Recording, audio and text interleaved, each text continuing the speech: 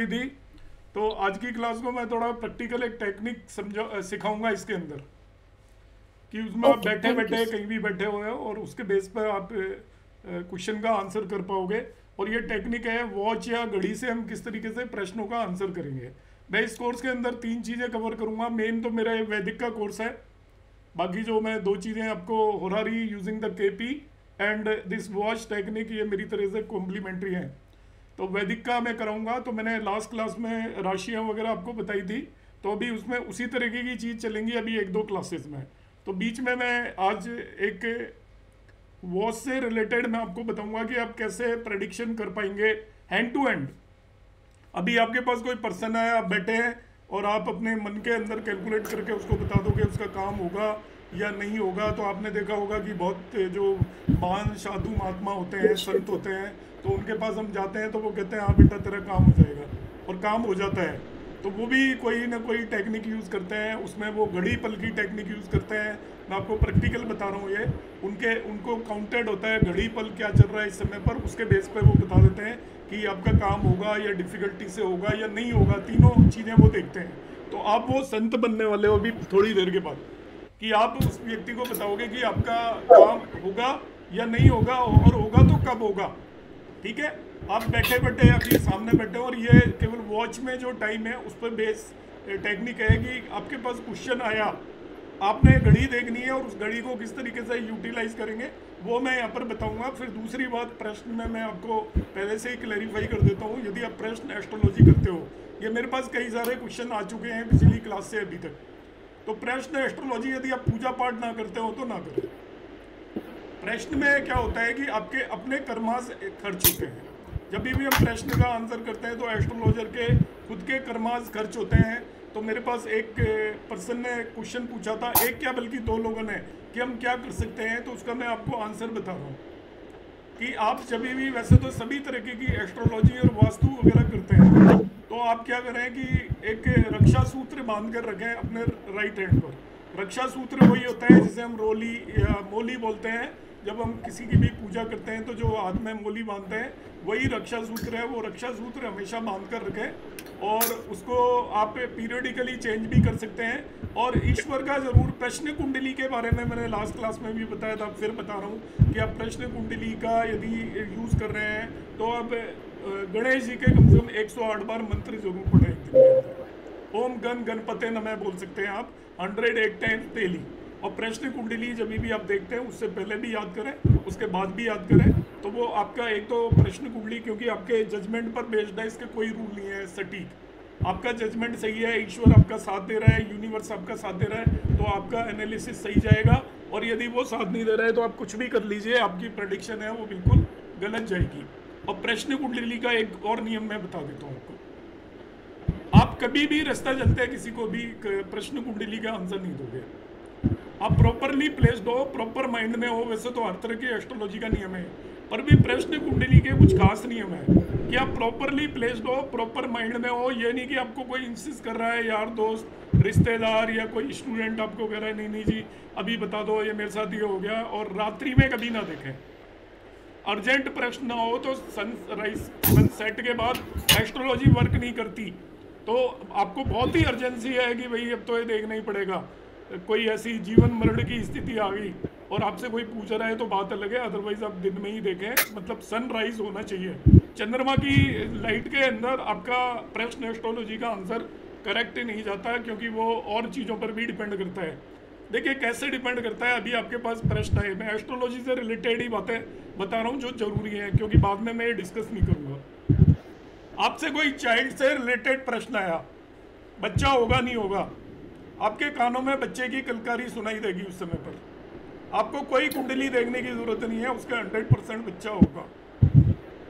आपको कोई मैरिज से रिलेटेड प्रश्न आ गया, आप एस्ट्रोलॉजी कर रहे हो, किसी ने पूछा मैरिज होगी नहीं होगी, आपको कहीं से दूर से बैंड की आवाज़ सुनाई दे गई, तो डेफिनेटली पर्सन की मैरिज होगी, कोई बारात निकलती हुई आ गई। इस तरीके के जो इवेंट होते हैं इन्हें हम शकुन बोलते हैं प्रश्न एस्ट्रोलॉजी में। इस बात की इंपॉर्टेंस होती है, इवन इतनी भी इंपॉर्टेंस होती है, कोई व्यक्ति आया, उसने पहला कौन सा पैर आपके कमरे के अंदर रखा है, उसने प्रश्न पूछते टाइम उसके हाव भाव देखिए, वो घबराया हुआ है, वो बहुत शांत है, वो बहुत जॉली है और किस तरीके का है, तो उससे भी हमारे प्रश्न के जो क्वेश्चन हैं उनका आंसर डिपेंड करता है। मगर कुछ एक चीज़ें आप अच्छे तरीके से याद रख सकते हो। कोई बीमार आया, सपोज उन्हें का कब ठीक होगा, आपको पता लगा कहीं दूर से एम्बुलेंस की आवाज़ सुनाई दे रही है, तो आप कहेंगे नहीं अच्छा शकुन नहीं है, आपका अपशकुन हो गया एक तरीके का, आप ये मानकर चलें, तो आप उसको कहेंगे कि नहीं कुछ डिफ़िकल्टीज आने वाली हैं और एडमिट होना पड़ सकता है, आईसीयू में एडमिट होना पड़ सकता है, कुछ दिन रहना पड़ सकता है, हालत क्रिटिकल हो सकती है। तो आप इन चीज़ों को कभी भी ना भूलें कि आप जैसे आपसे कोई प्रश्न पूछ रहे हैं, आपसे हाथ से कोई चीज़ उस टाइम गिरकर टूट गई, तो आप ये मानकर चलिए वो अपशकुन हो गया है उस प्रश्न के लिए, उस प्रश्न का आंसर नो होगा। इन चीज़ों को आप हमेशा माइंड में रखें, जो सिखाई नहीं जाएंगी, कहीं लिखी हुई नहीं मिलेंगी, जिसे हम सामान्य तौर पर शकुन और अपशकुन, हमारे यहाँ पर इंडिया के अंदर हम सब चीज़ों को मानते हैं। लोग कहते हैं बिल्ली रास्ता काट गई, इसको चीख आ गई, इसको दूध उबल गया, शीशे का ग्लास टूट गया, अपशकुन हो गया। तो वो उस तरीके की चीज़ों को प्रश्न एस्ट्रोलॉजी में काफ़ी ज़्यादा वेटेज दें। बिल्ली वाला नहीं देना वेटेज, चीख आना वेटेज नहीं देना। मगर आपको सपोज बैंड की आवाज़ कहीं सुनाई देगी, कोई मैरिज का प्रश्न लेकर आए हैं, कुछ हैप्पीनेस आ गई, कोई मिठाई देने आ गया आपके घर पर, जब आपसे कोई किसी तरीके का प्रश्न पूछ रहा है कि बच्चे की शादी होगी, बच्चा होगा नहीं होगा, और कोई उसी टाइम पर आपके घर पर कोई आ गया कुछ भी स्वीट्स वगैरह लेकर, कार्ड लेकर आ गया, तो आप ये मानकर चलिए कि उस आपको ये शकुन इंडिकेशन है, क्योंकि ये सारा यूनिवर्स करेगा। एक्चुअली आपके प्रश्नों का आंसर यूनिवर्स ने देना है, आपने नहीं देना। अब यूनिवर्स किस तरीके से देगा, इंडिकेशंस को आपको समझना है। एस्ट्रोलॉजर होना एक बात है, मगर प्रश्न एस्ट्रोलॉजी करना उससे कई गुना आगे है, उसमें हमें सारी चीज़ों को देखना पड़ेगा। मौसम बड़ा सुहावना हो गया, देखिए मैं आपको इंडिकेशंस बता रहा हूँ। गर्मी के मौसम में आपके पास कोई भी है व्यक्ति की, इसकी मैरिज होगी नहीं होगी, आपने देखा यार ये एकदम से बारिश वगैरह हो गई, मौसम बड़ा सुहावना हो गया, तो आप समझ लीजिए कि खुशखबरी आने वाली है, आपके मन प्रफुल्लित हो गया, उसका मन प्रफुल्लित हो गया, तो अब आपका यूनिवर्स आपको इंडिकेशन दे रहा है कि अच्छा आंसर मिलने वाला है, काम हो जाएगा, ये आप मानकर चलिए। अब कोई उससे रिलेटेड आ गया, किसी ने क्राइम कर लिया है, कोई अपराध कर लिया है, और आपके पास आके कहता है कि जी ऐसा है, मैं बचूंगा नहीं बचूंगा, मेरी बेल होगी नहीं होगी, जेल तो नहीं हो जाएगी। पता लगा आपको एम्बुलेंस उसकी आवाज़ सुनाई दे रही है, पुलिस की जो होती है आवाज़, तो आप समझ लीजिए उसको कहिए कि भाई देखिए प्रॉब्लमेटिक हो गया मामला ये, क्योंकि पुलिस की आवाज़ कभी भी सुनाई दे सकती है, आपको ये ध्यान रखिएगा। आपके आसपास ये सारी चीज़ें आ रही होती हैं, मगर हम उस पर ध्यान नहीं देते। मगर जब प्रश्न एस्ट्रोलॉजी में, इसीलिए मैं कहता हूँ कि कंसंट्रेशन के साथ करना है इस काम को। आप उस प्रश्न से रिलेटेड कोई घटनाएं तो आसपास घटित नहीं हो रही हैं, आपके कानों में उस तरीके की तो आवाज़ें तो नहीं आ रही हैं, तो उस तरीके को देखोगे। आपका क्वेश्चन आ गया सपोज की संतान होगी नहीं होगी, पता लगा चिड़ियों की चहचहाने की आवाज़ आ रही है, आपको चिड़िया दिखाई देगी, आप ऐसी जगह बैठे अपने बच्चे को खाना खिला रही है, मुंह में लाकर, या उनको पाल रही है, आप समझ जाइए कि ये पॉजिटिव इंडिकेशन है। और इसी तरीके से नेगेटिव इंडिकेशन भी आप समझ सकते हो कि उस चीज़ से रिलेटेड आपको नेगेटिव चीज़ें दिखाई दे रही हैं। उन वर्ड्स को मैं बोलूँगा नहीं, क्योंकि मैं नेगेटिव चीज़ों पे बिलीव नहीं करता, पॉजिटिव में बिलीव करता हूँ। मैंने पॉजिटिव बातें बता दी हैं, तो इसको आप ऑलवेज ध्यान रखोगे। आपको किसी कुंडली की ज़रूरत नहीं है, व्यक्ति आया वैसे ही कह दो, आपका काम हो गया बस। इंडिकेशन यदि पॉजिटिव मिल रहे हैं, आपको खुशखबरी आ रही है, आपको कोई और किसी काम से आ रहा है, पता लगा मंदिर की घंटियां सुनाई देने लगी, अजान की आवाज़ सुनाई देने लगी, ये पॉजिटिव इंडिकेशन है कि आप उसी समय पर ये चीज़ होगी। आपको कोई भजन सुनाई देने लगे कहीं दूर से, तो उस पर्सन का काम होने के लिए आशीर्वाद है। यूनिवर्स इंडिकेशन देगा ऑलवेज। तो ये मैंने आपको एक थोड़ी सी चीज़ बताई है जो जनरल जानकारी की है, जो आपको कहीं लिखी हुई नहीं मिलेगी। अब हम यहाँ पर बात करेंगे पुराने ज़माने में क्या है, दिए वगैरह जला के रखते थे वो एस्ट्रोलॉजर, पता लगा उसी टाइम तेज आवाज़ आई, वो हवा आ गई, दिया बुझ गया, तो वो कहता था नहीं भाई तेरा काम नहीं होगा, दिया जला हुआ है आराम से, कोई हवा नहीं चल के आई और बड़ी अच्छी लो दे रहा है, तो वो इसी बेस पे कह देता था तेरा काम हो जाएगा पक्का, और हो भी जाता था, कोई दिक्कत नहीं होती थी बिल्कुल। इनको हम शकुन बोलते हैं एक्चुअली। तो प्रश्न का पार्ट है शकुन, और शकुन होना आपके हाथ में नहीं होता। दूध कब उबलेगा आपको थोड़ी पता है, एम्बुलेंस कब आएगी आपको नहीं पता, या कोई पुलिस की गाड़ी कब आएगी आपको नहीं पता, वो अचानक ही आती है। तो उन इंडिकेशन को ऑलवेज कोरिलेट करना है प्रश्न से। तो ये मैंने एक छोटा सा पोर्शन यहाँ पर बताया। अब हम डिस्कस करने वाले हैं यहाँ पर वॉच के बेस पर किस तरीके से हम प्रेडिक्ट करेंगे। तो मैं आपको यहाँ पर हम क्या करते हैं, वॉच से जो टाइम देखते हैं उससे हम लग्न और चंद्रमा डिसाइड करेंगे कि कुंडली में उस समय पर लग्न की क्या स्थिति है और चंद्रमा की क्या स्थिति है, और दोनों की रिलेटिव पोजीशन के बेस पर हम बताएंगे प्रश्न का क्या आंसर होगा, और इसको मैं आगे जब वैदिक एस्ट्रोलॉजी कराऊंगा तभी भी यूटिलाइज करूंगा। इसलिए मैंने सोचा मैं इसको यहाँ पर आपको पहले बता देता हूँ कि आपकी जो प्रश्न कुंडली में लग्न और चंद्रमा की रिलेटिव पोजीशन के बेस पर हम आंसर कर सकते हैं कि उसके प्रश्न का आंसर क्या होगा, यस होगा या नो होगा। अब मैं वॉच के बेस पर बता रहा हूँ कि हमें क्या करना है। वॉच में टाइम देखना है तो मैं स्क्रीन शेयर करूँगा और आप इस स्क्रीन को देखिएगा। इसके बाद मैं आप लोगों से पूछूंगा एंड ऑफ सेशन कि आपको समझ में आया या नहीं आया। मैंने म्यूट नहीं किया है तो आप सबसे रिक्वेस्ट है म्यूट रखें और बीच में क्वेश्चन ना पूछें। और आप लोग यदि डिस्टर्बेंस क्रिएट नहीं करोगे तो मैं म्यूट नहीं करूंगा, अच्छा रहेगा। इसमें हम थोड़ा सा इंटरैक्टिव रहेंगे तो बेटर रहेगा। देखिए स्क्रीन मैंने शेयर की हुई है यहाँ पर। वॉच प्रश्न इसको हम बोलते हैं, घड़ी से कैसे प्रश्न देखें। तो इसका एडवांटेज क्या है, इससे आंसर हम कर सकते हैं क्वेश्चन का सेकंड्स में। 1 सेकंड के अंदर आप बैठोगे, आप बहुत बड़े संत हो जाओगे। व्यक्ति आएगा मेरा काम होगा नहीं होगा, आप कह दोगे हो जाएगा, आप कह दोगे नहीं होगा, आप कहोगे होगा मुश्किल से होगा। तो इससे हम आंसर करते हैं वेदर इवेंट विल हैपन और नॉट। और टाइमिंग ऑफ इवेंट भी हम बताएंगे अप्रोक्सीमेट। टाइमिंग का ऐसा इश्यू होता है किसी भी तरीके की एस्ट्रोलॉजी में, ऑलवेज हम अप्रोक्सीमेशन पे चलेंगे, ज़्यादा इंसिस्ट नहीं करेंगे, ज़्यादा 30 मार्का नहीं बनेंगे कि नहीं नहीं इसी टाइम पर होगा। अप्रोक्सीमेशन होता है, टाइम आप 10 जगह बताओगे, 7 जगह ठीक हो जाएगा तो 3 जगह गलत भी होने की पॉसिबिलिटी होती है। वो हर जगह होती है, ये ध्यान रखें। 70% जो प्रेडिक्शन सही दे देता है वो एस्ट्रोलॉजर भगवान के पास नेक्स्ट है।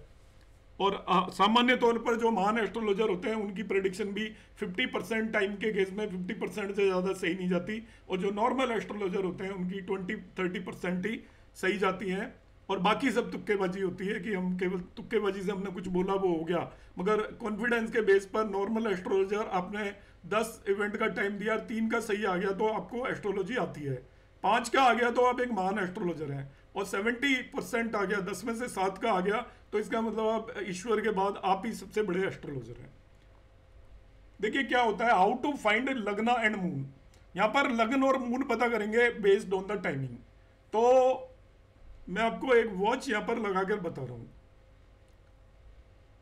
सपोज ये एक वॉच है और इसके अंदर टाइम है, आपने देखा आपके पास कोई भी व्यक्ति आया, उसने जिस समय पर प्रश्न पूछा, ये आपकी घड़ी की स्थिति है। इस घड़ी को ध्यान से देखिएगा, इस घड़ी में बज रहे हैं, आपका टाइम आप सबको देखना आता है, ये हो रहा है इसका टाइम एक्चुअली 11:33, 11:33 टाइम हो रहा है यहाँ पर।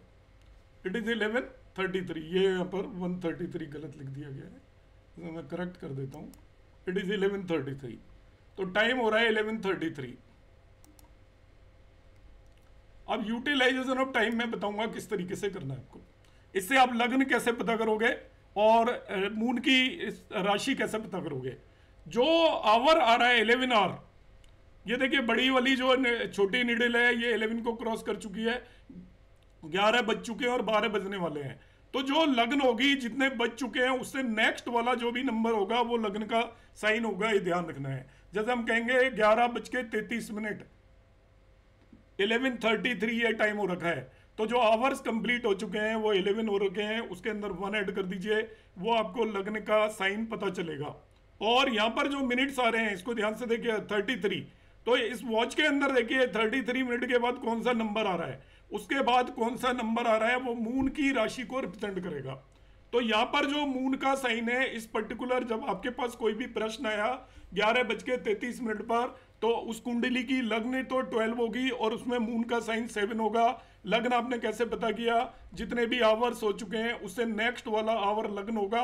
और आपने मून का साइन कैसे पता किया कि जो मिनट्स आ रहे हैं 33 मिनट्स, यहाँ पर ये साइन ऑलवेज 1 2 3 4 5 होंगे।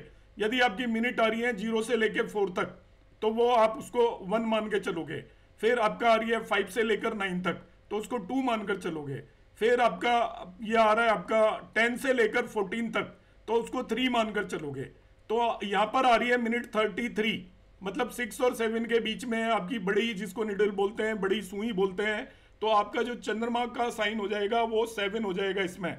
तो अभी आपसे पूछा जाए व्हाट इज द लग्न ऑफ प्रश्न, तो लग्न 12 होगी on the basis of watch, और what is the moon of प्रश्न, वो 7 होगा। और एग्जांपल लेता हूं, देखिए मैं यहाँ पर इस टाइम को देखिए, ये टाइम आपको यहाँ पर देखने पर मिलेगा, इट इज लाइक जो ये टाइम नजर आ रहा है ये आपको देखने पर आ रहा है 1:27, 1:27। ये थोड़ा निडिल गलत बन गया, इसको थोड़ा यहाँ होना चाहिए था।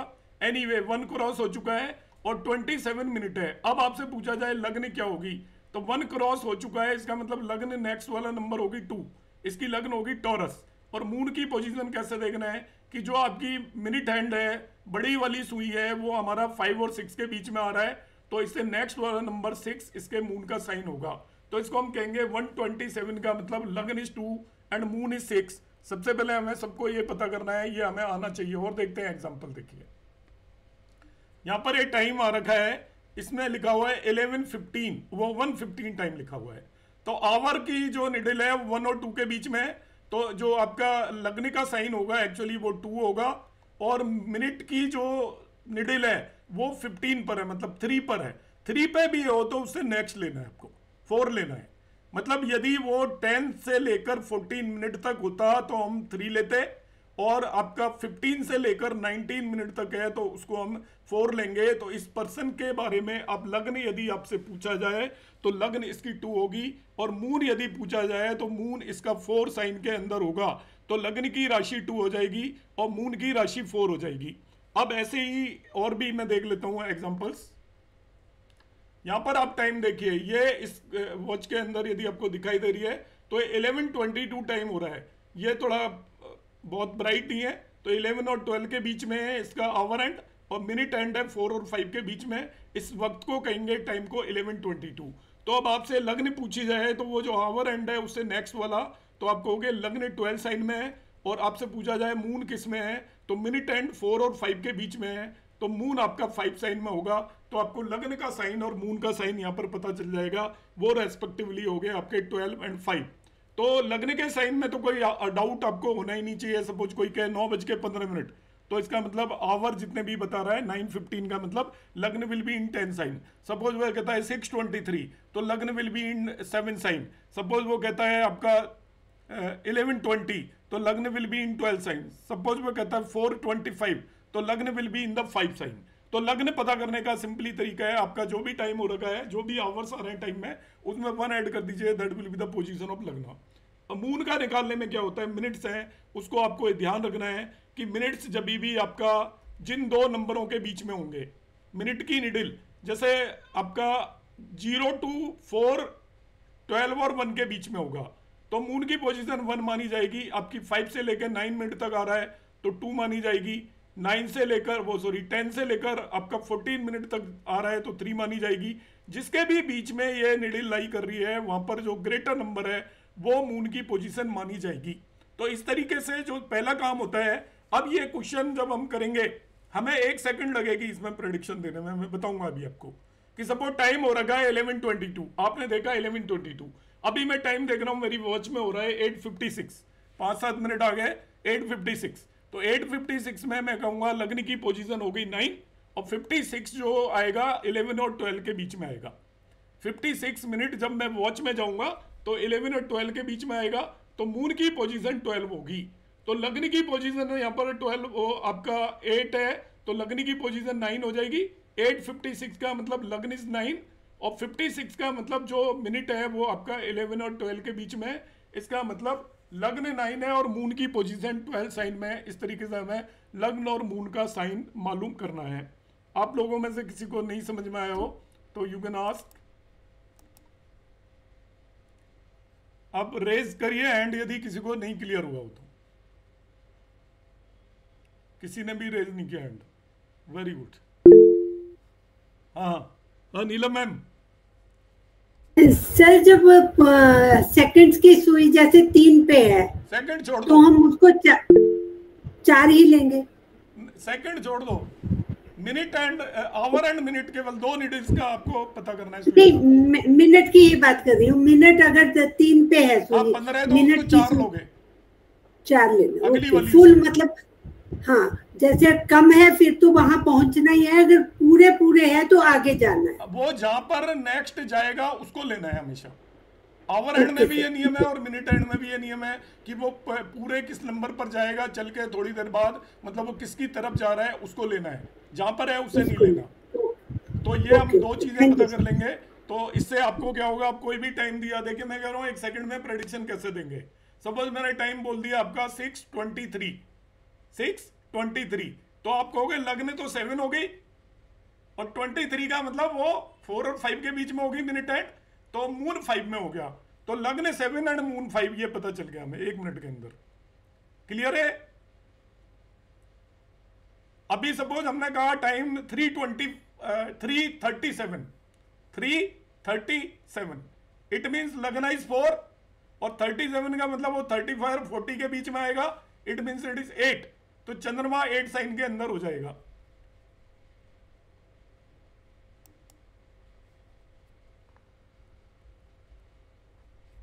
तो ये एक मैंने हालांकि वैसे ही बना रखा है एक रेडी कैलकुलेटर, मून की पोजीशन निकालने के लिए। आपका 0 मिनट से लेके 4.59 मिनट तक है, तब तक 1 लेंगे। 5 से लेके 9.5 मिनट तक है, तब तक हम इसे 2 लेंगे मून की पोजीशन। 10 से लेके 14.59 तक है, तब तक हम 3 लेंगे, एंड सो ऑन। वो आपको समझ में आ चुका है सभी को। इसी तरीके से हम आवर एंड यदि 0 से 1 तक है तो हम 0 से 1 तक तो 1 लेंगे, 1 से 2 तक है तो हम 2 लेंगे। नेक्स्ट ले लेते हैं। अब देखिए ये मैं एक डायग्राम यहाँ पे बना रहा हूँ, और इसको मैं आगे एक्सप्लेन करूंगा। मैं चार्ट बनाऊंगा। चार्ट कैसे बनाऊंगा, ये इस समय पर टाइम हो रहा है राइट 9 o'clock, 9:0 राइट 9 o'clock हो रहा है, ध्यान रखिएगा। तो 9 o'clock में जो लगन आएगी, मैंने कहा ये 9 पे भी है तो उससे अगली वाला नंबर लेना है। लगन होगी यहाँ पर 10, और ये 12 पे आ रही है एग्जैक्टली। तो ये किसको जाके मीट करेगी, 1 को। तो मून की पोजीशन 1 होगी, तो मैं एक जन्म कुंडली बना लूंगा जिसकी लगन में 10 रख दूंगा, 10, और उसका मून को 1 साइन में रख दूंगा। तो लगन में 10 रखूंगा तो 10, 11, 12, 1, ये मून की पोजीशन आ जाएगी। आपको केवल लग्न और मून की पोजीशन पता करनी है, और कुछ भी नहीं पता करना। तो लग्न की पोजीशन पता करने का सीधा सा तरीका है, कितने बजे हैं आवर्स में। यदि पूरे भी 9 बजे हैं तो उसको हम 10 ले लेंगे। 9 बजने से कुछ और थोड़ा आगे होता तो भी उसको 10 लेते। और मिनट्स में भी यही है, एग्जैक्टली ये 12 पे आ रही है, तो इसका मतलब हम यहाँ पर 1 लेंगे, वो मून की पोजीशन होगी। तो ये मैंने ये इसकी जन्म कुंडली, इसकी ये प्रश्न कुंडली बन गई on the basis of time. इसकी लग्न 10 हो गई और मून की पोजीशन 1 हो गई। और देखिएगा यहाँ पर एक टाइम दे रखा है 3:39, ये टाइम है 3:39। इसकी मुझे जन्म कुंडली बनानी है, प्रश्न कुंडली बनानी है। तो 3 क्रॉस हो चुका है, इसका मतलब लग्न का साइन 4 होगा, और 39 का मतलब है आपका मून 8 साइन में होगा। तो मैं क्या करूंगा, इसकी कुंडली के अंदर लग्न तो 4 साइन में बना दूंगा, और मून को 8 साइन में रख दूंगा। तो 4, 5, 6, 7, 8। तो मुझे लग्न और मून दोनों की पोजीशन पता चल गई on the basis of time जो इसने बताया। अब देखिए इनका आंसर कैसे करना है। आंसर बड़ा सिंपल है। आपको कोई किसी भी व्यक्ति ने टाइम बताया, आपको उसका काम होगा या नहीं होगा। आपको मैंने कुंडली बनाना यहाँ पर बता दिया था, जन्म कुंडली बनाना सभी को आ गया। एक और चीज है, मैं आप सबसे अभी एक क्वेश्चन दूंगा और उसका आंसर आपको सभी को करना है। ठीक है, आपको सभी को करना है, क्वेश्चन मैं अभी देने वाला हूं आपको। ठीक है, तो ध्यान से समझ लीजिएगा। आपको कुंडली बनानी है, पेन कॉपी साथ में लेके बैठ जाइए। आपको लग्न और मून देखना आ चुका है। आप एक कुंडली बना लोगे, उसकी लग्न आप बना दोगे, उसके मून को प्लेस कर दोगे। आंसर यस कब होगा, जब लग्न और मून एक दूसरे से 11, 15, 19 एंड 311 में प्रेजेंट हो। 11 का मतलब दोनों एक ही राशि में हो, दोनों एक दूसरे से 311 हो, दोनों एक दूसरे से 15 हो। ये 3 कंडीशन के केस में आंसर ऑलवेज यस होगा। 15 कैसे होता है मैं समझा देता हूं। देखिए 15 कैसे होता है मैं समझा देता हूं, और किस केस में यस होगा किस केस में नो होगा वो मैं पीडीएफ आपको अलग से प्रोवाइड कर दूंगा, पर अभी मैं आपको समझा देता हूं इसे। और अभी इसको हम वर्बली करेंगे एंड में कि यस होगा या नो होगा, बगैर किसी उसके यूज करेंगे, कोई कुंडली नहीं बनाएंगे और हम आंसर करेंगे एंड ऑफ दिस। अभी तो मैंने आपको कुंडली बना के समझा रहा हूं, पर एंड ऑफ दिस मैं आपको बताऊंगा कैसे आंसर करना है।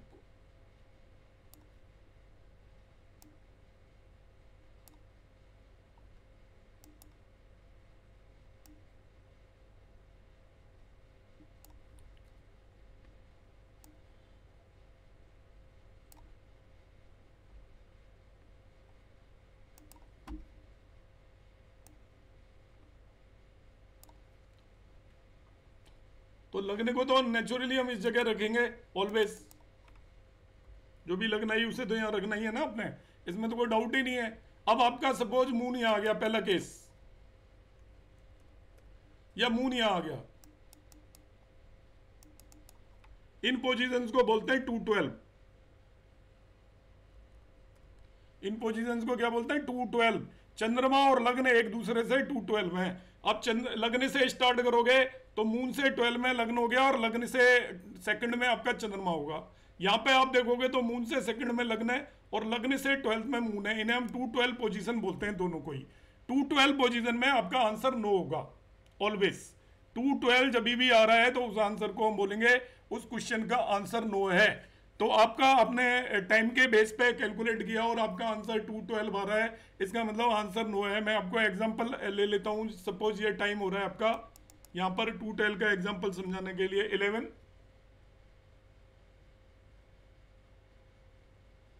4 11:04 का मतलब क्या है? 11:04। तो आपकी लग्न 12 हो जाएगी और 4 का मतलब आपका मून 1 होगा। मून 1 हो गया तो ये 212 पोजीशन हो गई। यह आपका टाइम होता है बाय द वे, ये 11:54 11:54 का मतलब क्या हुआ? लग्न 12 हुई और मगर मून आपका 11 साइन में होगा। ये मून 11 साइन में होगा, तो यहां पर 11 साइन में मून हो गया। ये भी 212 पोजीशन है। जब दोनों एक दूसरे से आगे पीछे हो उसे 212 पोजीशन बोलते हैं। Your answer will be no. इस समय पर यदि 11:54 पर प्रश्न आपके पास आया, जब भी 11:54 पे प्रश्न आएगा उसका आंसर नो ही होगा। 11:04 पे प्रश्न आएगा उसका आंसर भी नो होगा। आपको लर्न नहीं करना है। अब 11:04 को मैं वर्बली 1 सेकंड में महात्मा जी बन के कैसे आंसर करूंगा? व्यक्ति आया, घड़ी देखूंगा, घड़ी देख के ही सोचूंगा कि 11 बजे हैं, इसका मतलब लग्न तो 12 हो गई और 4 मिनट हो रही है, इसका मतलब इसका चंद्रमा 1 साइन में होगा। लग्न 12 है और चंद्रमा 1 साइन में है। आप मेंटली कैलकुलेट कर लीजिए, 1 साइन 12 के जस्ट बाद आता है, दोनों एक दूसरे 212 पोजीशन में हो गए, इसका मतलब आंसर नो है। बेटे काम नहीं होगा, ठीक है? भजन पूजन करो, अभी काम नहीं होगा, और इंतजार करो और मेहनत करो और प्रयास करो। इस तरीके से हमें आंसर देना है। अब दूसरा एक क्वेश्चन ले लेते हैं, ये हमने लिया। अब मैं यहां पर क्या करता हूं कि सपोज टाइम दे दिया उसने आपको,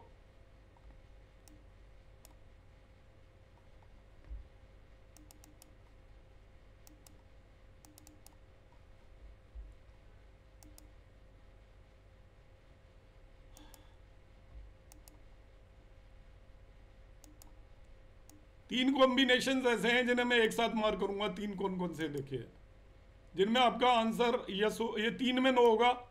एक तो मैंने 212 बताया, अब दूसरा 68 और 86 हो तो उस केस में आंसर नो होगा। आपको पता है सभी को, नॉर्मल एस्ट्रोलॉजी वालों को सबको पता है कि 212 आपकी अच्छी पोजीशन नहीं होती दशा और अंतरदशा की।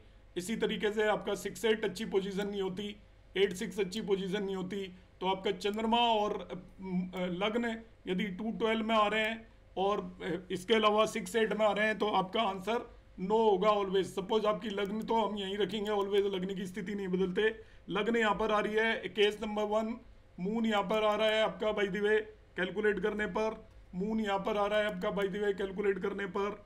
मून आपका यहाँ पर आ रहा है बाय द वे कैलकुलेट करने पर। मून आपका यहाँ पर आ रहा है बाय द वे कैलकुलेट करने पर। इन सभी केसेस में your answer will be no. नहीं होगा काम। पर्सन आया हमारे पास, हम कहेंगे नहीं होगा। अब उसमें आप टाइमिंग कोई भी लगा के चल सकते हो, जो भी टाइम आपको दे रखा है उसमें आप लग्न की स्थिति देख रही है। चंद्रमा यदि उसे सेकंड में, 12th में, छठे में या 8वें में आ रहा है, इसका मतलब आप इमीडिएटली कह दोगे कि भाई आपका काम नहीं बनने वाला है। तो इस चीज को आप नोट कर लीजिए कि लग्न निकालना मैं आपको बता चुका, वो आप सब एग्री कर गए, हमें आ गया। चंद्रमा निकालना मैं आपको बता चुका, आप सब एग्री कर गए, आपको आ गया, किसी ने कोई डाउट नहीं रेज किया। अब मैं आपको नेक्स्ट पार्ट बता रहा हूं कि नो कब होगा आंसर। नो तब होगा जब लग्न से आप इनकी राशियां बता रहे हो, लग्न से दूसरी राशि, 12वीं राशि, छठी या 8वीं राशि के अंदर आपका चंद्रमा आ रहा है। छठी और 8वीं, इसका मतलब 6 और 8 नहीं है, कहीं सोचो 6 और 8 है। लग्न जो भी है उससे छठी राशि, लग्न सपोज यहाँ पर 1 है तो ये नेचुरली 6 हो जाएगा, लग्न 2 है तो ये 7 हो जाएगा, लग्न 3 है तो 8 हो जाएगा, या लग्न 1 है ये 8 हो गया, लग्न 2 है तो ये 9 हो गया, लग्न 2 में चंद्रमा 9 में तभी भी आंसर नो है, ये मतलब है इसका। लग्न 3 में चंद्रमा 10 में तभी भी आंसर नो है। दोनों की पोजीशन एक दूसरे से इस तरीके से होनी चाहिए, इसको 6-8 बोलते हैं, षडाष्टक, दोनों एक दूसरे से 6-8 में हो तभी भी आपका लग्न और चंद्रमा, आपको मालूम है इन्हें अच्छा नहीं माना जाता, नॉर्मल एस्ट्रोलॉजी के ही नियम है, कोई अलग एस्ट्रोलॉजी के नियम नहीं है। तो जब भी 2-12 है, आपको मालूम है 12 इज द लॉस, किसी भी भाव से उसका 12वां भाव उसका लॉस होता है। तो यहाँ पर चंद्रमा से 12वें में लग्न आ गई, यहाँ से लग्न से 12वें में चंद्रमा आ गया, आप ऐसा मानकर चलोगे, दोनों को कलेक्टिवली 6-8 में आ गया तो answer of question will be no. Next case जिसके अंदर यस हो सकता है, तो यस वाले केस में इसी में लिख रहा हूं, यदि 3-11 हो जाए, इसको 3-11 बोलते हैं, ये 3 है और ये 11 है, लग्न तो यही लिखी जाएगी, लग्न की पोजीशन फिक्स है।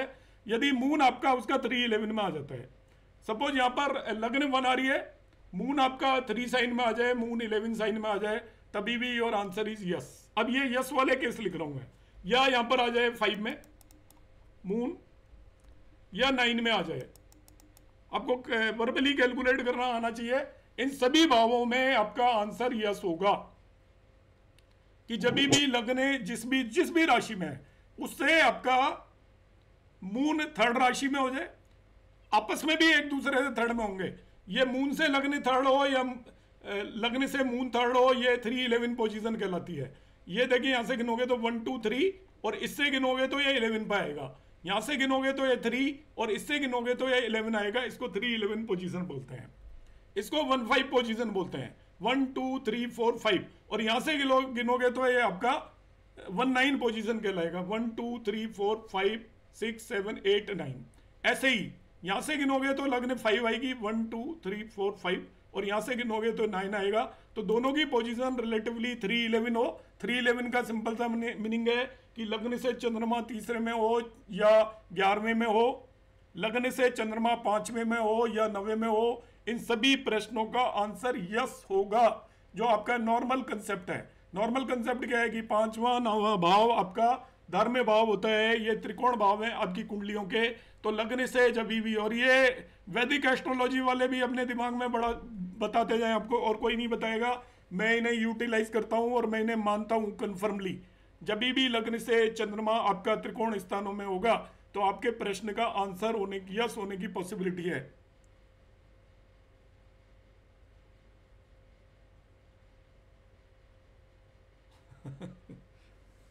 ए बी शुक्ला जी की भी है और भी लोगों की है, और भी लोगों की है सर।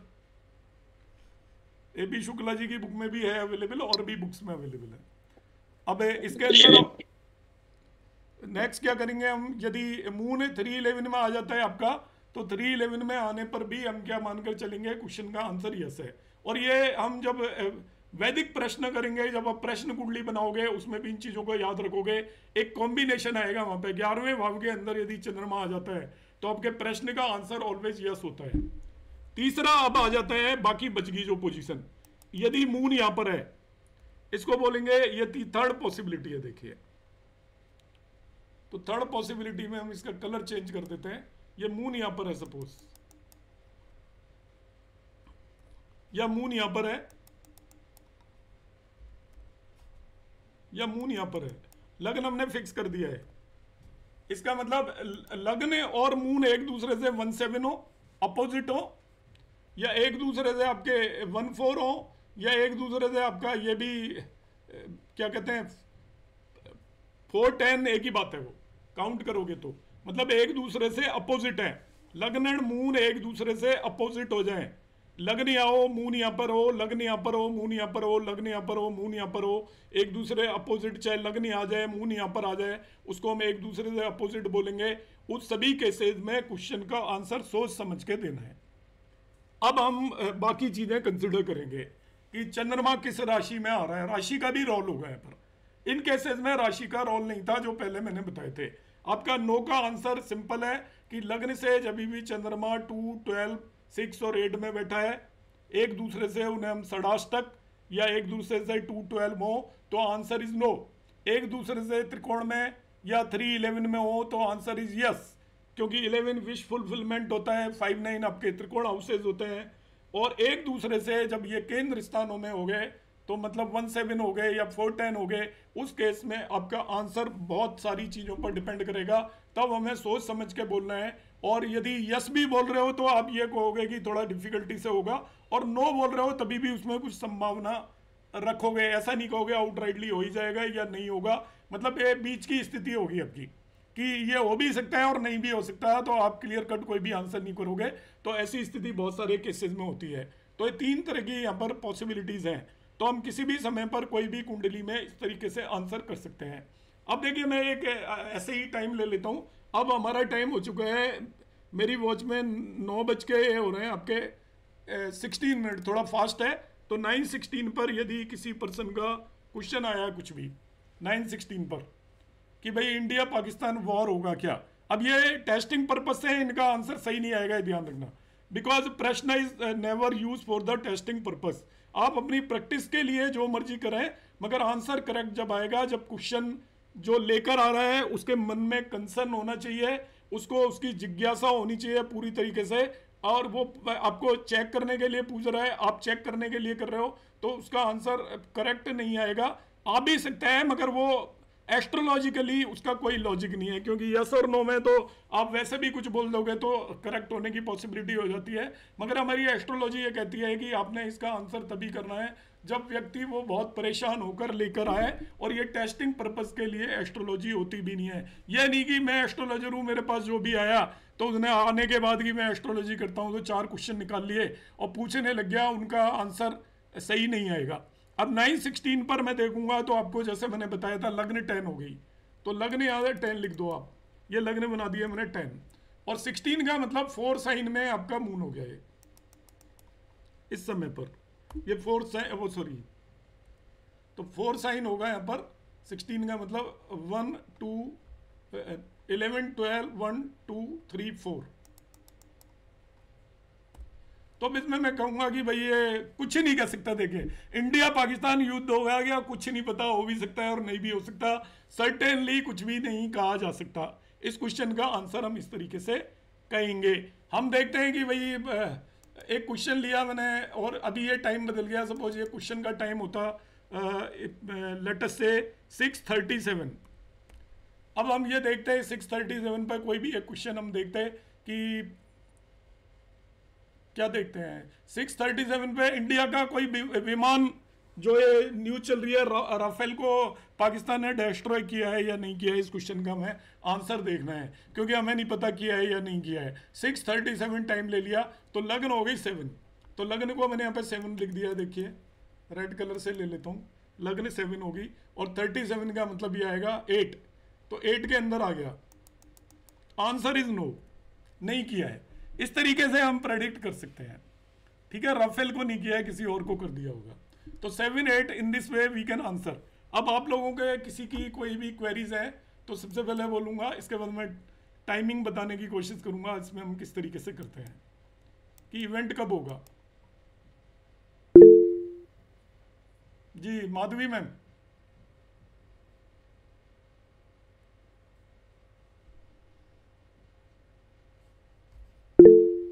म्यूट किया हुआ है क्या मैंने? नहीं माधवी मैम पूछिए, अनम्यूट कर लीजिए आप। हाँ सॉरी। जी मैम।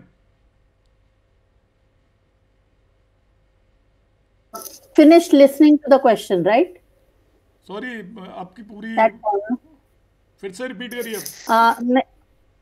सॉरी सर, माइन्यूट प्रश्न है, प्रश्न लंबा है, किसी को बोलते वक्त टाइम लगता है, तो वो 34 को चालू किया और खत्म होने तक 35 हो गए, तो जब भी मैंने पूरा प्रश्न सुन लिया उसके बाद का टाइम नोट करना है ना?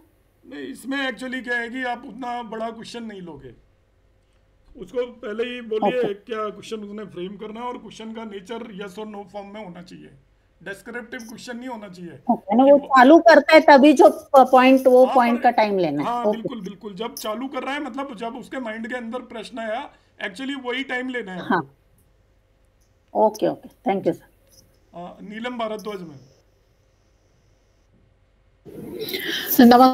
नमस्ते सर। सर मैं इसमें यही पूछ रही थी कि इसके अंदर मतलब आपके मल्टीपल चॉइस नहीं हो सकते, जैसे कि आपने कई जगह अप्लाई कर रखा है तो कहाँ पर होगा, ये यस और नो के लिए यूज करना है?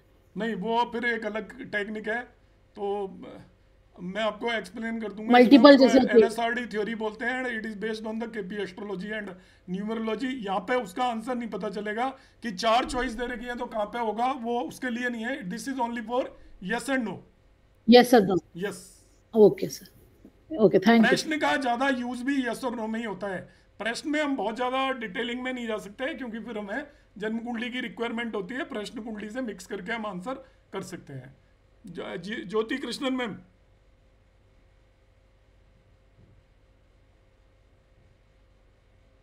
अनम्यूट करें मैम। ये 410 पोजीशन अच्छा है क्या? नहीं, मतलब 410 खराब है। मतलब आपका यू कांट से एनीथिंग 100%। अच्छा, तो इसको छोड़ना, उस टाइम वो क्वेश्चन छोड़ना है। उस टाइम आपको ये कहना है कि भाई हाफ 50-50 पॉसिबिलिटी है, अपने एफर्ट करोगे तो हो भी सकता है, और मतलब श्योर नहीं कह सकते होगा या नहीं होगा। वहाँ पे राशियों को देख सकते हो, यदि फेवरेबल राशि आ रही है, जैसे मून है आपका 2 साइन में आ रहा है, तो हम उसको एक तरीके से एक्सोल्टेड मान लेंगे, हम कहेंगे हो जाएगा। और पता लगा मून 8 साइन में आ रहा है, तो उसमें भी 4 आप जो 410 बोल रहे हो, तो वो नीच का हो गया एक तरीके से। तो हम उन चीज़ों को दिमाग के अंदर रखेंगे कि मून की पोजीशन क्या है रिलेटिव टू लग्न। अच्छा, एंड बोथ इन लग्न and moon both in same place. Same place में भी हो जाएगा, 1-1 भी हो जाएगा, मैंने बताया नहीं है। इफ इट इज 1-1-159 है तो हो जाएगा, ये बोला था मैंने। अच्छा, और एक रिक्वेस्ट जी, क्लास हम फ्राइडे को ही रखेंगे मैडम। फ्राइडे का आपको मैंने मैसेज डाला था, मैंने 4-5 स्टूडेंट को इंडक्ट किया है इसी कंडीशन पे। आप मेरे को पहले बता देते, मैं मना कर देता। अब नहीं कर सकता मैं आपको। आपने अभी बता रहे ना, पहले तो आपने फ्राइडे रखे थे, मैंने ठीक है लास्ट वीक मैंने मैसेज डाला था आफ्टर क्लास की, यदि किसी को प्रॉब्लम है तो वो मुझे बता दें। फिर मैंने उसको रिपीट मैंने डाला ना, मैसेज डाला नहीं, आपने तो आज डाला है ना, आफ्टर जब मैं डिसाइड कर चुका हूँ। अच्छा, 3-4 लोग मैं कर चुका हूँ, अब मैं चेंज नहीं कर सकता क्योंकि मैंने पहले ही लिखा था। क्योंकि 3-4 स्टूडेंट जो ज्वाइन करना चाहते थे वो इसी कंडीशन पे किया है उन्होंने कि प्रश्न की क्लास वेडनेसडे को होगी। जी, मोना पांडे मैम। सर ये क्वेश्चन था मेरा कि दोनों अगर सेम एक ही प्लेस पे बैठेंगे तब क्या होगा, तो आपने answer. Okay yes sir. Anant Lakshmi ma'am. someone is asking from a different place altogether. Online पूछ रहे हैं कोई सवाल। नहीं, आप आपके बेस पे करोगे। अब वो इसमें कोई हम कुंडली तो बना ही नहीं रहे, तो उससे फर्क क्या पड़ रहा है टाइम पे। हाँ, आपके अपने टाइम बनाओगे आप जहां आप बैठे हुए हैं।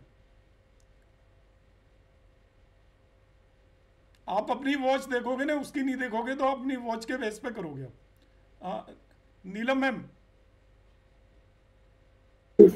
सर, ये जो प्रश्न कुंडली बनानी है वो उसी टाइम की बनानी होती है। तो ये जैसे बनानी है, आप तो इतने नहीं, मैं मन निकाल लीजिए कौन सी पोजीशन आ रही है। जैसे आपने निकाल लिया लग्न 10 है और चंद्रमा 4 है, तो गिन लीजिए वो एक दूसरे से क्या केंद्र में आ रहे हैं, ट्राइन में आ रहे हैं, या 6-8 में आ रहे हैं, और आंसर कर दीजिए। ये क्वेश्चन नहीं, इस पे नहीं कह रही, वैसे कह रही हूँ कि प्रश्न कुंडली जैसे हम प्रश्न सीख रहे हैं तो प्रश्न कुंडली तो बनानी पड़ेगी ना, इसके लिए नहीं। ये तो इमरजेंसी है कि आप कहीं पे भी है तो घड़ी देख के एडजस्ट नो कर दो। तो जो प्रश्न कुंडली बनानी है वो प्रेशर इलाइट का 128 पेज पे भी जिसकी हमने D1 बनाया है उसका बना हुआ है, तो उसको यूज कर सकते हैं।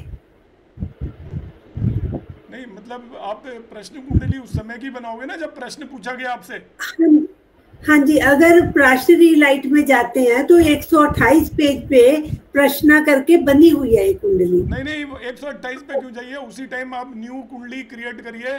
जो कुंडली बनेगी वो आपकी प्रश्न कुंडली हो जाएगी। मैं दिखा देता हूँ, लो अभी की बनानी है। हाँ, ये कुंडली आपको दिख रही है, वो तो मेरे को समझ आ गई, वो तो मैं करती हूँ ऐसे, वो तो करती हूँ, पर मैं 128 वगैरह पे जाने की जरूरत नहीं है। मैंने एक देखा कि उसमें भी प्रश्न लिखा, तो मैंने कहा वहीं से निकाल लो ऐसे ही, तो उसमें लगन अलग आता है, लगन अलग आता है। कुछ और होगा, वो देखना पड़ेगा, मुझे आइडिया नहीं है उसका। अच्छा देखना आप 128 पेज पे है। पर वहां जाना क्यों है आपको? सीधा ही आप अभी जो खोलोगे वो प्रश्न कुंडली होगी सर, उसमें तो आप टाइम और डेट भरेंगे। लाइट कैसे बनाएगा? आपको टाइम तो आपको डालना पड़ेगा ना अपना, और प्लेस आपको डालना पड़ेगा। पार्शियल लाइट कैसे बनाएगा? सर आप चेक करना, नहीं, उसमें है ऐसा। चेक करने की नीड इसलिए नहीं है कि मुझे मेरे पास क्वेश्चन सपोज 10 बजे आया, पार्शियल लाइट को कैसे पता चलेगा 10 बजे क्वेश्चन आया? नहीं नहीं, मैं इस प्रश्न की बात नहीं कर रही। मैं तो वैसे जैसे प्रश्न कुंडली बनाएंगे ना किसी टाइम, आगे आप सिखाएंगे तो बनाएंगे ना, उसके लिए बात करें। प्रश्न कुंडली में कुछ भी नहीं सिखाऊंगा मैं तो। प्रश्न कुंडली क्या होती है जिसमें सिखाना? नॉर्मल कुंडली तो होती है प्रश्न कुंडली। चलिए ठीक है, मैं आपकी बात समझ गई। जब और आएगा तो मैं क्लियर करूंगी। चलो ठीक है। विनोद जी। सर नमस्कार। सर इसमें आप कोई वो सर क्रिकेट मैच हो रहा है उसका भी प्रेडिक्शन दे सकते हैं? हाँ, यस नो में आंसर कर सकते हो ना, यदि उस फॉर्म में पूछा जाए कि भाई इंडिया जीतेगी क्या?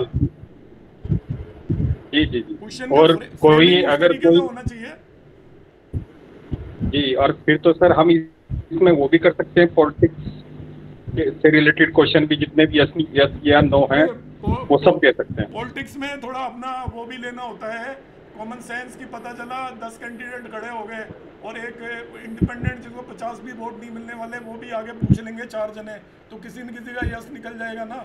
तो उसमें हमें कॉमन सेंस यूटिलाइज करना है, क्योंकि पॉलिटिक्स में 2 लोगों के बीच में कंपटीशन हो, वहीं 2 ही पॉसिबिलिटी हो, वहीं यस नो करना है, अदरवाइज नहीं करना। नहीं सर, तो बाय द वे मेरे पास क्वेश्चन आता है बिहार का, तो वहाँ की कंडीशन तो मैं नहीं जानता। उनको मतलब वो एनालिसिस बेस्ड है, वो तो वो प्रश्न के बेस में मतलब वो उस केस में लिया जाता है जहाँ पर पता होता है अनसर्टेनिटी है, देन यू टेक इट। वहाँ तो पता ही है कौन जीतेगा, तो लेना क्या है उसमें? भाई जो चीज सर्टेन, हाँ, मेरा मतलब ये है कि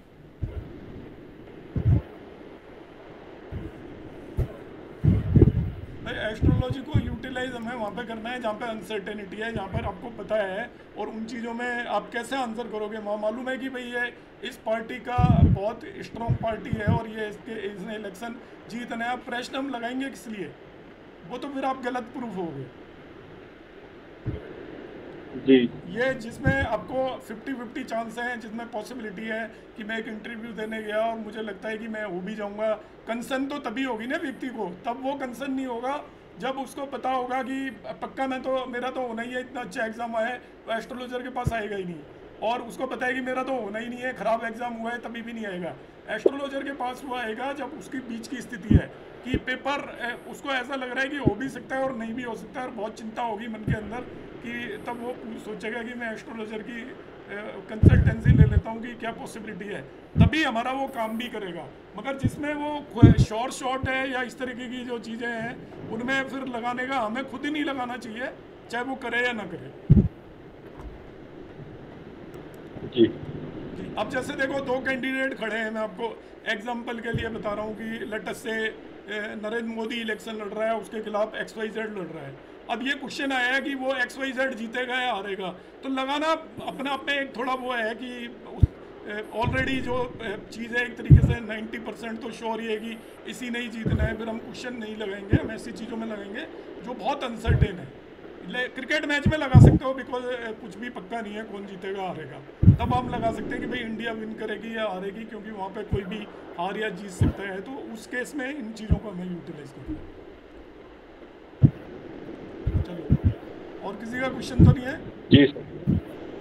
हाँ राजपाल जी, एक है ना, सब लोग अब जैसे मैं क्वेश्चन पूछने लगता हूँ तो जो चीज़ मैंने बताई है वो गायब हो जाती है, क्वेश्चन इतना ज़्यादा आने लग जाता है जिसका कोई मीनिंग नहीं होता है, तो वो क्या है पूरी क्लास तो ऐसे ही खत्म हो जाती है हमारी। अभी मैं केवल ये पूछ रहा था कि लगन और वो देखना होता है नहीं, अब उसमें क्या है हमारे 20 क्वेश्चन आएंगे तो मज़ा नहीं आएगा, तो इसलिए आप लोग थोड़ा कंटेन करें। मुझे बताने में कोई दिक्कत नहीं है, मगर वही चीज़ों को आप रिपीट करके हाइपोथेटिकल आप क्रिएट मत करें क्वेश्चन। पहले इसको आज की क्लास जैसे हो जाती है, अगली क्लास में मेरे से पूछने कोई दिक्कत आए तो, क्योंकि फिर हमारी पूरी क्लास इसी में चली जाएगी जो मुझे 5 मिनट में बताना था। कोई बात नहीं, अभी हैंड डाउन करने की ज़रूरत नहीं है। मैं इन जनरल रिक्वेस्ट है सभी से कि आपको जब अभी मैंने जो बताया है उसमें समझ में आया या नहीं आया। पूरी एस्ट्रोलॉजी मत पूछो एक ही कुंडली पर कि कैसे हम लग्न निकालते हैं, कैसे चंद्रमा निकालते हैं, उसके बेस पे यस और नो का आंसर हमें किस तरीके से करना है, वो उससे रिलेटेड क्वेश्चन पूछिए आप। नीता मैम। जी सर, मैं ये पूछ रही थी कि एक टाइम पर एक ही क्वेश्चन का जवाब। हाँ, जनरली एक टाइम पर एक ही का देना चाहिए, देना है ना इसमें सभी तरीके की एस्ट्रोलॉजी में। इसके अंदर तो हाँ, जैसे सर सकते हैं प्रश्न कुंडली में कुछ नियम है कि यदि दूसरा क्वेश्चन पूछ रहा है तो कहाँ से देखना है, तीसरा पूछ रहा है तो कहाँ से देखना है, वो मैं कराऊंगा। मगर वॉच वाले में आपको एट ए टाइम एक क्वेश्चन, इसके बाद वो जब दूसरा क्वेश्चन पूछता है तो टाइम बदल चुका होगा, आप तब का टाइम लगाकर दूसरे क्वेश्चन का आंसर करो, फिर तीसरा पूछेगा तब तक। हाँ, जस्ट यस नो। हाँ हाँ जी, ठीक है सर, यस नो से ऊपर नहीं चलना है इसमें। हाँ जी, हाँ जी। और क्वेश्चन जैसे ही वो अगला पूछेगा टाइम बदल चुका होगा। राजपाल जी। हाँ सर, मैं ये जानना चाह रहा था अगर एस्ट्रोलॉजर की घड़ी में कुछ करेक्ट नहीं है, उसमें डिफरेंस आ रहा है, तो उससे क्या स्थिति आएगी हर साल में? सर वो अब तो आपकी जो घड़ी दिखाई दे रही है उससे ही मानिए आप। मगर एस्ट्रोलॉजर की घड़ी अगर गलत सही नहीं है सर, ये इंट्यूशन है, तो यूनिवर्स आपको जो दिखाएगा उसके बेस पे आंसर करना है आपको। Okay sir, thank you. अब देखिए इसमें जो नेक्स्ट इम्पोर्टेंट पार्ट आता है वो है कब होगा, कब, व्हेन। अब ये आपने सबने प्रैक्टिस करनी है। मैं आपको एक सब्जेक्ट पढ़ा रहा हूँ और सब्जेक्ट जिस फॉर्म में है उस फॉर्म में मैं पढ़ा रहा हूँ, तो इनमें से किसी भी चीज़ की मतलब आप सब लोग पहली बात तो ये मानकर चलें, क्योंकि कई बार ऐसा लगता है जैसे मैं किसी चीज़ को प्रूव करने की कोशिश करता हूँ, मेरी आदत नहीं है, मैं कभी भी नहीं प्रूव करता। वो आप सब लोग अपना एक एस्ट्रोलॉजी पढ़ रहे हैं तो आपको उसके अंदर कॉन्फिडेंस है। मैं जो भी चीज़ बताऊंगा वो एज़ पर जो भी स्क्रिप्ट अवेलेबल है, टेक्स्ट अवेलेबल है, जिन लोगों ने बहुत रिसर्च किया है उन्होंने कैसे बताया वही चीज़ मैं बताऊंगा। उसकी करेक्टनेस और गलत कितना होगा, कितना सही होगा, वो आपके एक्सपीरियंस पर डिपेंड करेगा। टाइमिंग ऑफ प्रश्न बेस्ड ऑन द वॉच प्रश्न, इसके 2-3 तरीके हैं। एक तो सबसे पहला तरीका ये है, आपको क्या करना है, म्यूट कर लें मैडम नीलम को।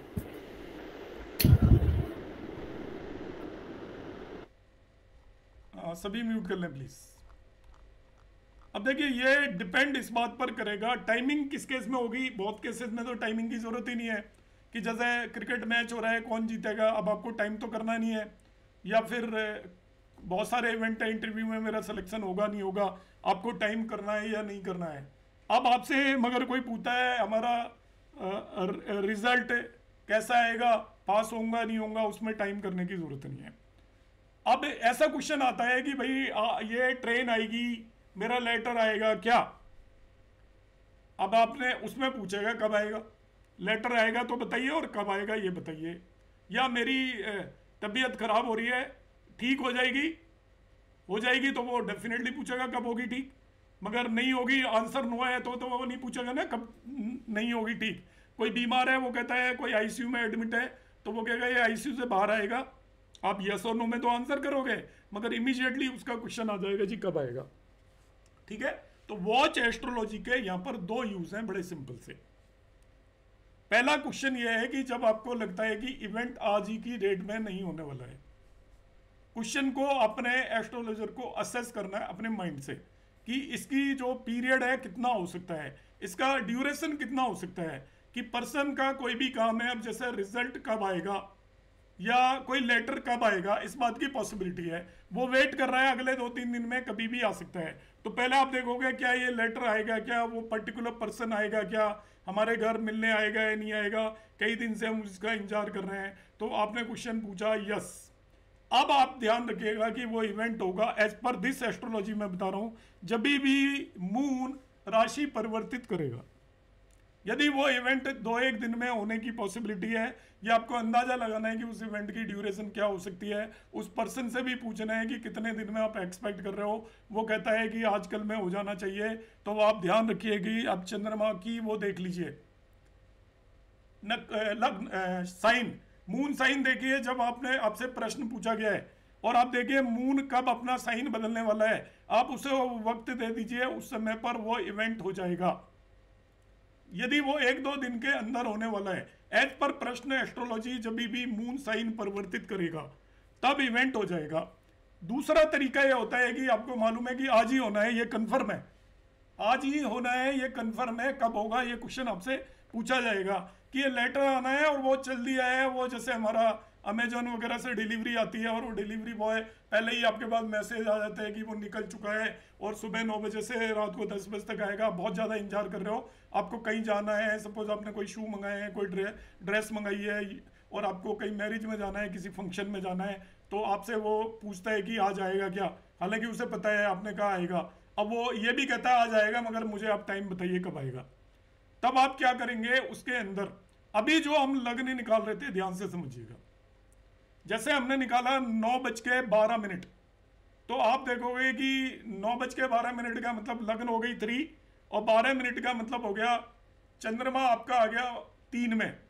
तो 9:12 का मतलब लग्न 3 और चंद्रमा 9:12 का मतलब लग्न 10 और चंद्रमा आपका 3 के अंदर आ गया। तो ये ट्राइन हो गया, 10 और 3 विल बिकम ट्राइन। 10 से 10, 11, 12, 1, 2 ट्राइन तो नहीं हुआ। यदि वैसे आंसर आ जाता है तो आप कहोगे नहीं, मगर यही टाइम 9:08 है। तो 9:08 का मतलब आप लग्न 10 लोगे और चंद्रमा को आप 2 साइन के अंदर रख दोगे। चंद्रमा 2 साइन का मतलब वो त्रिकोण में आ गया, आप कहोगे हाँ ये काम हो जाएगा। अब 9:08 उसने बोला है, तो जो ये 8 मिनट है चंद्रमा की राशि कब परिवर्तित होगी एज पर वॉच एस्ट्रोलॉजी। तो वॉच एस्ट्रोलॉजी के हिसाब से चंद्रमा की राशि परिवर्तित होगी जब चंद्रमा 10 मतलब टाइम 9:10 होगा। अभी 9:08 टाइम है, ध्यान से समझिएगा। 9:08 पर पर्सन ने मेरे से क्वेश्चन पूछा कि मेरा ये लेटर आएगा क्या, और फिर दूसरा क्वेश्चन था उसका कब आएगा। तो 9:08 को मैंने एनालाइज किया तो लग्न 10 बनी और 8 मिनट का मतलब है चंद्रमा 2 साइन के अंदर है। अब चंद्रमा 2 साइन के अंदर है, ध्यान से समझना। तो चंद्रमा 3 साइन में कब जाएगा, तो 8 मिनट की बजाय वो कब हो जाएगी, जब वो जैसे ही 10 मिनट होगी चंद्रमा 3 साइन में चला जाएगा। तो यहाँ पर हम उसे टाइम देंगे 2 आवर्स का, मिनट्स का टाइम नहीं देंगे। हमने 9:08 है और चंद्रमा आफ्टर काउंटिंग 2 वो नेक्स्ट राशि के अंदर चला जाएगा। तो हम उस पर्सन को कहेंगे कि आपका ये काम 2 घंटे के अंदर होगा। इन प्रश्नों का आंसर तभी देना है आपको जब वो काम 3-4 घंटे के अंदर होने वाले हों। उससे ज़्यादा के अंदर होने वाले हों तब मैं दूसरा तरीका बताऊंगा। देखिए क्या करना है, एक एग्जाम्पल लेके समझाता हूं मैं।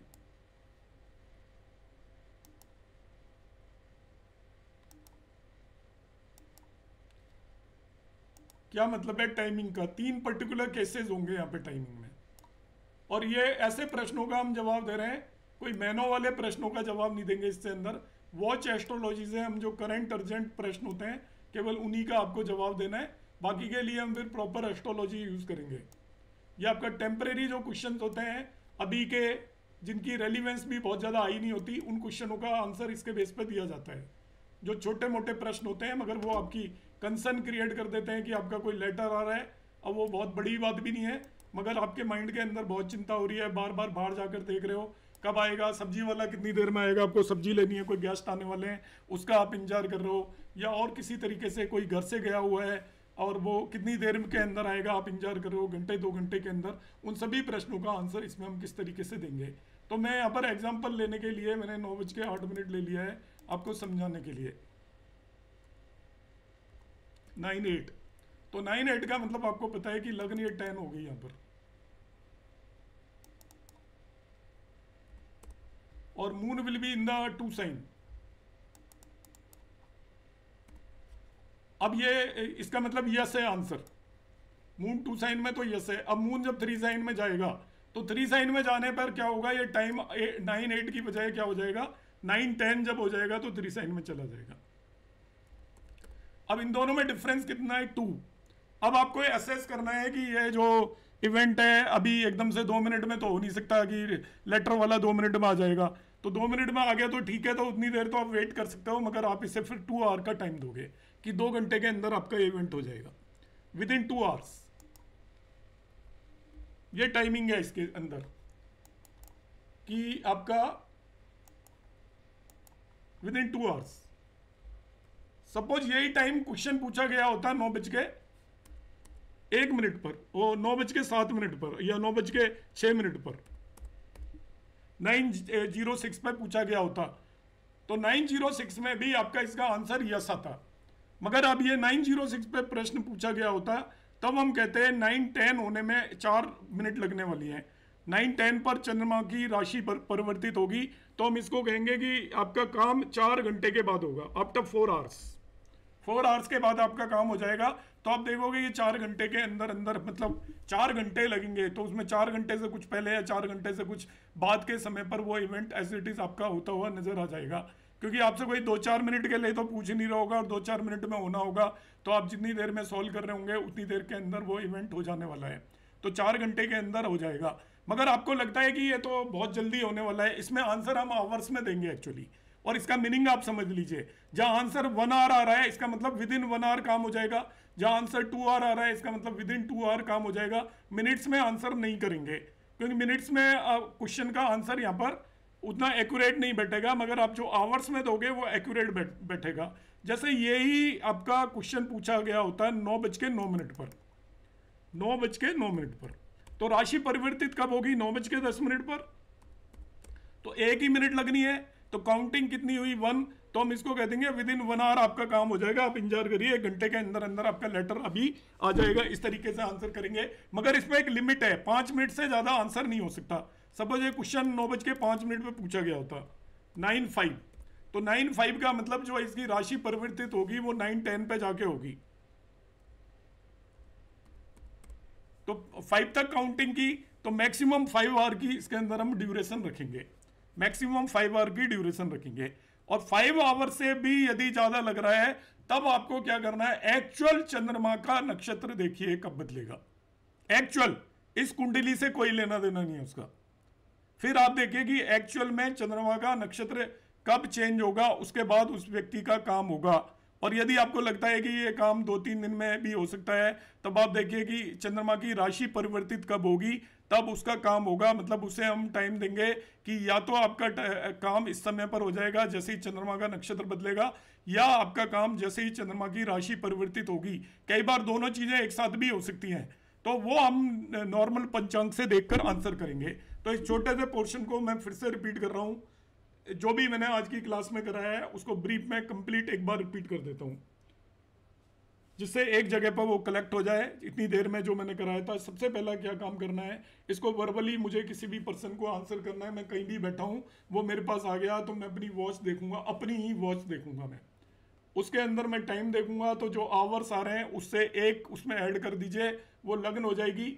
और जो मिनट्स आ रही हैं उससे अंदाजा लगा लीजिए वो किन 2 नंबरों के बीच में है, तो उसमें जो हायर नंबर होगा वो चंद्रमा हो जाएगा। सपोज 5:22 है, तो लग्न 6 होगी, और 22 मिनट का मतलब 5 आपका चंद्रमा हो गया, 6-5। तो वो माइंड में कैलकुलेट कर लीजिए, 212 पोजीशन होगी, क्वेश्चन का आंसर 9 है। यदि वो आपकी 15 पोजीशन, 311 पोजीशन आ रही है, दोनों एक दूसरे से तीसरे नंबर पर है या 11वें नंबर पर है, दोनों एक दूसरे से 5वें पे हैं, सेम पे हैं, तो आप कह दोगे कि ये काम यस हो जाएगा आपका। और यदि वो केंद्र में है, वो 4-10 या 1-7 आ रहे हैं, तो आपको होगा कि वो थोड़ा डिफिकल्टी है, हो भी सकता है और नहीं भी हो सकता। हम सर्टेनली कुछ नहीं बता सकते, दोनों ही पॉसिबिलिटी हैं। आप एफर्ट करते रहिए, मना भी नहीं है मगर हाँ भी नहीं है।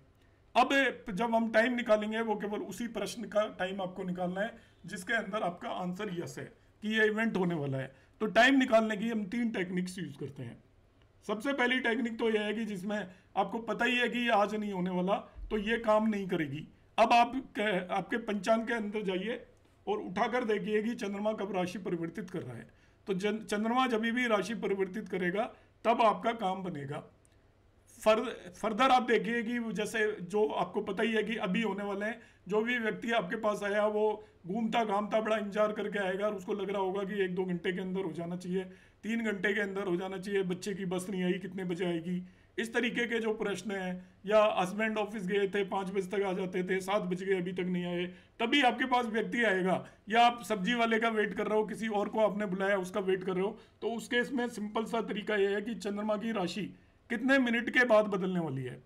सपोज चंद्रमा की राशि 1 मिनट के बाद बदलने वाली है, तो आप कह दोगे यहाँ पर, राशि का मतलब यहाँ पर आपको एक्चुअल राशि नहीं देखनी इस केस में, जो मैंने ये एग्जांपल दिए हैं कि 2 मिनट के बाद बदलने वाली है तो आप कह दीजिए कि 1 से 2 घंटे के बीच में काम हो जाएगा।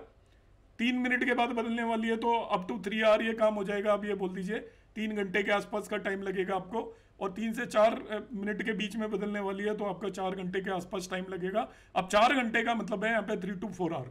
1 आवर का मतलब है 0 to 1 आवर। 1 घंटे के अंदर अंदर काम हो जाएगा। 2 आवर का मतलब है 2 घंटे के अंदर अंदर, मतलब 1 to 2 आवर के बीच में काम होगा। ये इसका मीनिंग है। और इस तरीके से आपका मैक्सिमम रेंज 5 आवर आएगी। अब 5 आवर से भी ज़्यादा यदि आपको लग रहा है कि उसकी पॉसिबिलिटी है, उसकी रेंज उसी पर्सन से हम पूछेंगे, वो खुद ही बताएगा कि भाई ये काम मेरा इतनी देर में हो सकता है।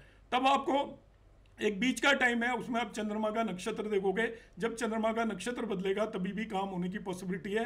तो वो नॉर्मल पंचांग में आप जाके देख लीजिएगा। आप जब उस समय पर पूछा है चंद्रमा किस नक्षत्र में है, उसका नक्षत्र कब परिवर्तित हो रहा है, वो आप टाइम दे सकते हो, या उसका राशि परिवर्तित हो रही है तब टाइम दे सकते हो। और इसमें हमें इन्हीं क्वेश्चंस को सॉल्व करना है जिनका आंसर 1, 2, 3 दिन के अंदर होने वाला है। बड़े क्वेश्चंस को नहीं लेना जो कि 15-20 दिन या 1 महीने के अंदर घटित होना है, या इससे उसका आंसर ऑटोमेटिकली नो आएगा। इससे आंसर नो आने का मतलब भी ये है कि जैसे कोई आपके इवेंट है, अभी वाले टेम्परेरी इवेंट है कि मेरा लेटर आएगा, आज आएगा क्या पूछ रहा है, तो वो आपका नो आ रहा है तो कल पूछेगा तो उसका आंसर बदल जाएगा, क्योंकि आज ही के लिए नो है। वो क्वेश्चन पूछ रहा है कि मेरा लेटर आज आएगा क्या, तब आप कह रहे हो नहीं आएगा, तो आप दूसरे दिन पूछेगा तो हो सकता है उस क्वेश्चन का आंसर यस भी हो जाए। तो ये बहुत शॉर्ट पीरियड के क्वेश्चंस के लिए हम वॉच प्रश्नों को यूटिलाइज करते हैं। जी हाँ कोकिला मैम, आपने हैंड रेज किया था अभी। जी सर।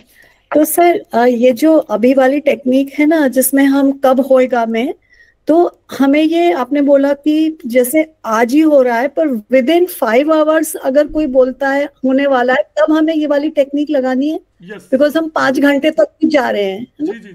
और 5 के ऊपर है तो हम नक्षत्र चेंज देखेंगे कि नक्षत्र ऑफ द मून। हाँ, तो 5 घंटे के अगर ऊपर आता है टाइम में तब नक्षत्र देख लेंगे मून का चेंज, तब हो जाएगा। और सर लास्ट क्लास से ये है कि टाइम तो हमें वो लेना है, समझ आया, जो मेरे पास मैसेज पे आया, पर दूसरी कंट्री से आया तो भी मैं मेरी कंट्री का ही टाइम लूंगी, मैं उसको कन्वर्ट नहीं करूंगी ना, जो मेरे कंट्री में हो रहा है टाइम। एस्ट्रोलॉजर को ही आप वो सेंटर बना के प्रश्न कुंडली बनाओगे, तो एस्ट्रोलॉजर जहाँ बैठा है जिस समय पर उसके पास प्रश्न है और जो उसका डेट है वही आप लेकर बनाओगे, और एस्ट्रोलॉजर उसको चंद्रमा का जब तक नक्षत्र चेंज होगा उससे पहले पहले उस क्वेश्चन को सॉल्व करने की ट्राई करें। अच्छा, और सर हम खुद का क्वेश्चन भी वॉच से कर सकते हैं यदि अगर कोई बर्निंग क्वेश्चन बहुत ज्यादा यदि आपके अंदर कंसर्न है तभी यूटिलाइज करें से।